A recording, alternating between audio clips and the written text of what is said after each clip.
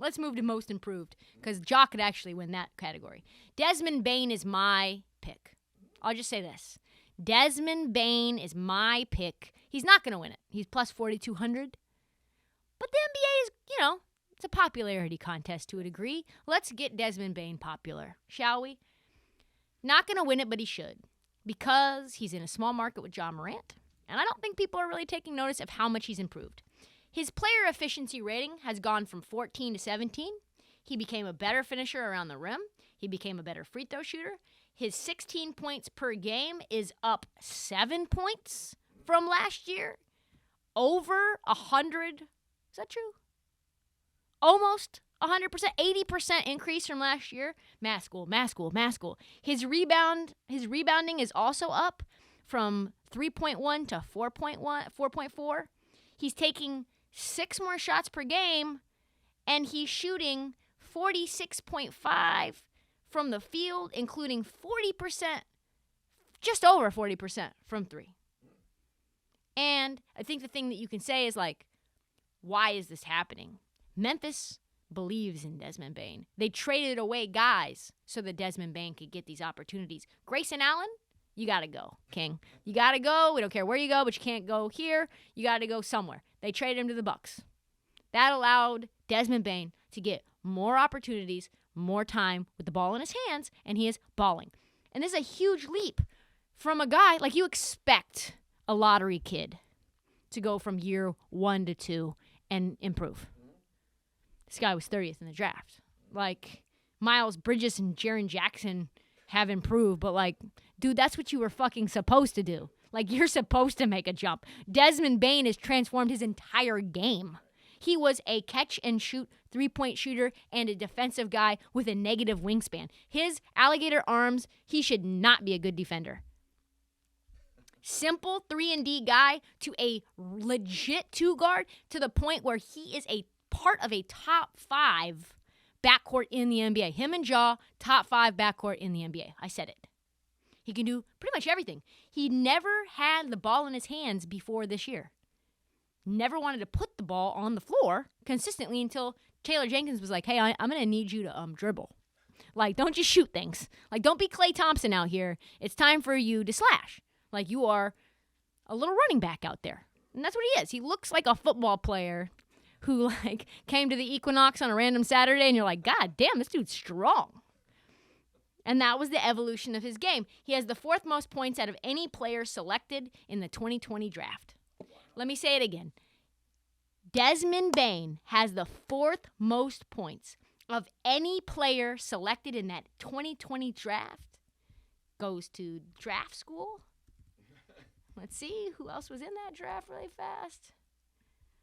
Ant Edwards, James Wiseman, LaMelo Ball, Tyrese Halliburton, Cole Anthony, Sadiq Bey, Tyrese Maxey, 4th most in that list, and he went 30th. And I think what's also interesting is that he is one of the emotional leaders of the team. Guys are going to Desmond Bane, and he's pumping them up and telling them where to be and what to do. What the plan is for the night. Taking clutch shots. On a team with Steven fucking Adams on it, for Desmond Bane to be the leader. What are we doing here, folks? Desmond Bane's that guy. That is super impressive to me. His offensive rating is 113, and you say to yourself, how good is that, Trysta? How good is that? That's better than Kevin Durant right now. Becoming a playmaker when the Grizzlies force him to play out of position. That man should win it. That's where my vote would go. He's not probably going to win it, but it's sad. It's a shame. Ja Morant, we talked about him. Let's move on. Miles Bridges is plus 300. He is the leader in the clubhouse, and it doesn't make no sense to me. He's tied for the team leading in scoring with LaMelo Ball, 19.7 points per game. Tops in shooting percentage among starters at 47%. This is a nerdy-ass episode, but, this is what we have to do. He has the most rebounds with 240. It's a lot of numbers. With 246. But, how are we going to put it in context? All career bests at this point in the season. That's pretty good for a guy who is primarily used as a high-end role player before the season started. Doubled his amount of dunks and mid-range shots, taking 1.5 more threes per game. He has he's 7 feet tall, shooting 6 threes per game at 30%, down 40%, but his usage is up. He's up to 7 from 5 rebounds. As you can see, these aren't that impressive numbers, like jumps. Like, I like him a lot. Good player. He has 6 30-point games this year, but he's very boomer bust. Miles Bridges is not giving me the consistency in his improvement level in any metric, and in some metrics, his numbers are down. For me, you can't be dominant sometimes and be sort of like disappearing in the background other times. I personally love him, but I would not give him that award, especially considering, because me and my co-host were talking about this from BetMGM tonight, and he said, well, if Miles Bridges ends up becoming an all-star, you'd have to give it to him. And that's true, but Miles Bridges is not going to be an all-star. So that's just where we're at. We had many new articles coming out about where people are in the all-star voting. He's way low. He's not going to win it. He's not going to the all-star game. If it ends up happening because of an injury, that shouldn't count either. DeJounte Murray, plus 1,600. He's so good. He went from 16-7-5 to 18-8-9, 3 minutes more per game. And it's like San Antonio. You can't give most improved to a San Antonio Spurs. You just can't. New look offense for San Antonio. They're actually fun. They're leading the league in 6th in the league in steals per game.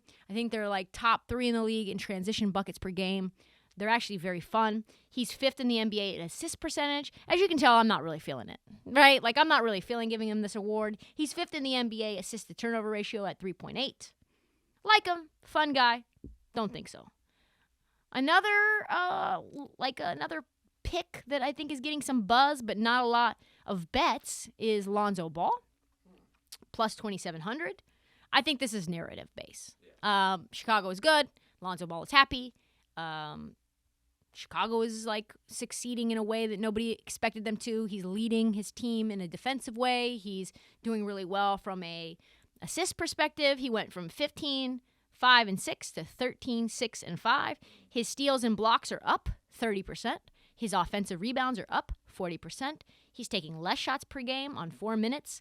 His defensive rating is 105. Very, very good. Won't give it to him, but he's very good. Another player that got some buzz, who I really like, but not sure you can give it to him because of how much he's been starting. And I think he's going to go into the 6-man role. So, like, that change in role throughout a season, I think is going to change how people see him. Jordan Poole, plus 4,200. He went from 12 points to 18 a game. 43% last year to 45% this year. But the thing that kind of, like, kills me is that he went from 19 minutes a game to 30. So, like, the numbers really changed because his time on the floor changed. I don't think he changed. His offensively, at least. Defensively, he has become a lot better. His decision-making is better. His finishing around the rim through contact is better. His defensive rating is really good, 103.6. And that's for a guy who had to step up and, like, fulfill Klay Thompson's role. Huge responsibility, a lot of limelight, a lot of pressure. He's been tremendous. I wouldn't give it to him, but I could see him being somewhere in the conversation for voting.